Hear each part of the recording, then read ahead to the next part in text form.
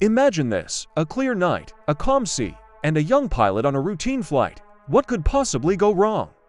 Well, on October 21, 1978, for 20-year-old Frederick Valentich, everything did. His story isn't just a tale of a missing person. It's a chilling puzzle that has baffled investigators and intrigued the world for over 4 decades.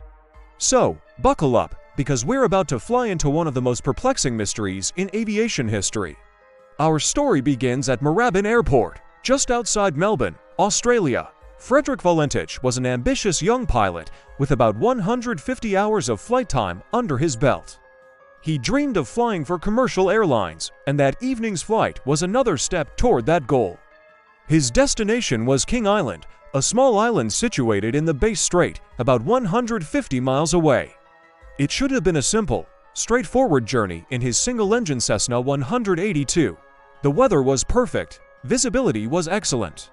It was, by all accounts, a textbook evening for flying. But as dusk settled over the ocean, something strange happened. At 7:06 p.m., just over half an hour into his flight, Valentich radioed Melbourne Air Traffic Control. His voice, usually calm and professional, carried a note of confusion. He reported seeing another aircraft about 4,500 feet above him. This was unusual. Air Traffic Control had no other planes on their radar in his vicinity. They asked him to identify the aircraft. Valentich replied that he couldn't. It had 4 bright lights, which he described as landing lights. He circled his own plane to get a better look, and that's when things started to get really strange. Valentich told the controller that the object was approaching him at high speed from the east. Then, it seemed to play a game with him, flying over his Cessna so fast he described it as like it's orbiting. His descriptions became more and more bizarre. He said the craft was long, with a shiny, metallic surface and a green light on it. He was clearly struggling to comprehend what he was seeing. Remember, this is a trained pilot, someone who knows what planes, helicopters, and even military jets look like. But what he was describing didn't fit any known aircraft. The controller, likely puzzled and concerned, tried to keep Valentich calm, repeatedly asking for more details. But Valentich's transmissions grew more frantic. He reported that the object was now hovering directly above him. He famously said, "It seems to me that he's playing some sort of game. He's flying over me too, 3 times at a time at speeds I could not identify. This wasn't just another plane. It was something behaving in a way that defied the laws of conventional aerodynamics. What could move like that? What could stop on a dime and just hang in the air above another aircraft?" Then, the situation escalated. Valentich reported that his engine was beginning to run rough, sputtering and faltering as if something was interfering with it. This is a pilot's worst nightmare. You're over open water, your engine is failing, and there's an unidentified object right on top of you. In his final, haunting transmission, the strain in his voice is unmistakable. He said, "My intentions are ... to go to King Island. Melbourne. That strange aircraft is hovering on top of me again. It is hovering, and it's not an aircraft." Following these last words, the radio line was filled with 17 seconds of a strange, metallic, scraping sound before it cut out completely. And then, there was only silence. Frederick Valentich and his Cessna 182 had vanished. Air Traffic Control tried to re-establish contact, but there was no response. The clock ticked past his estimated arrival time on King Island. He never made it. A massive search and rescue operation was launched almost immediately. For days, planes and ships scoured the Bass Strait, a notoriously treacherous body of water. They searched over 1,000 square miles of ocean. Despite one of the largest air-sea searches in Australian history, they found absolutely nothing. No oil slick, no floating debris, no wreckage. Not a single trace of the Cessna or its pilot was ever recovered. It was as if they had been plucked from the sky. How can a plane just disappear without a trace, especially after such a detailed and panicked radio conversation?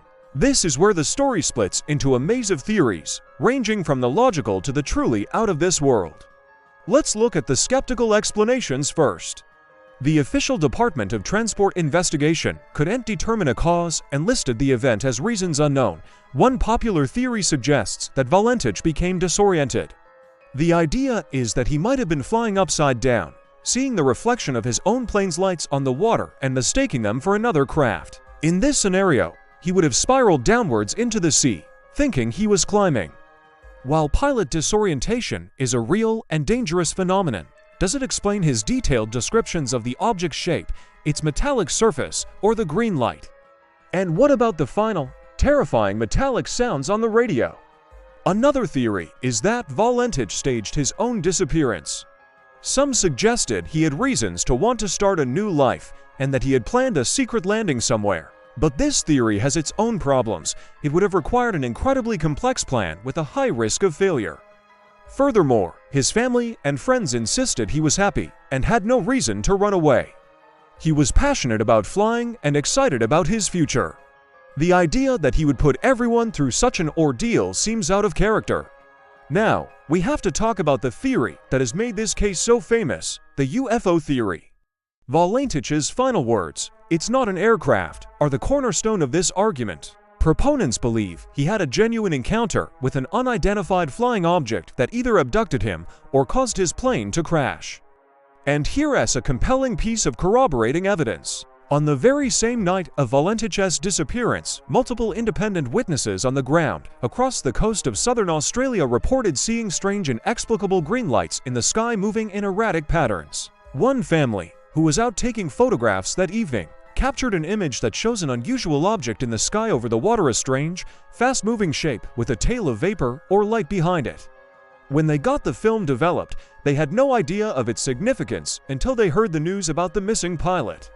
Could these sightings be connected to what Valentich saw?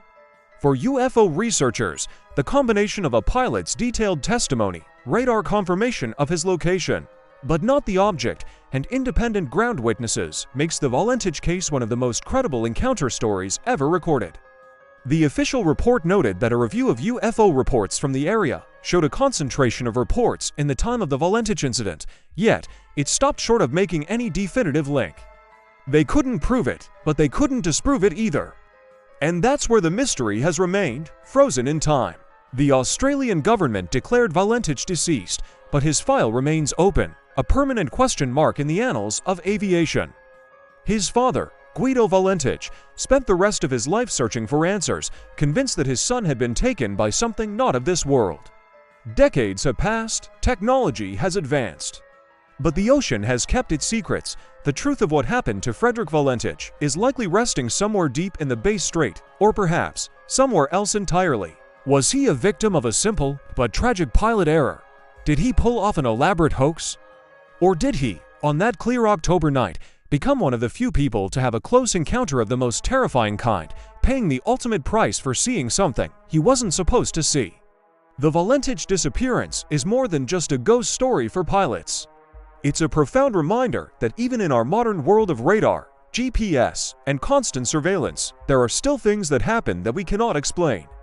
Our skies, and the waters below them, still hold deep, dark secrets. Whatever you choose to believe, the story of Frederick Valentich serves as a chilling testament to the unknown. What do you think happened to him? Let me know your theories in the comments below. It's a mystery that continues to captivate and haunt us, and it's one that will likely never be fully solved. Thanks so much for watching. If you found this story as fascinating as I do, please hit that like button and subscribe for more dives into the world's greatest unsolved mysteries. We'll see you in the next one.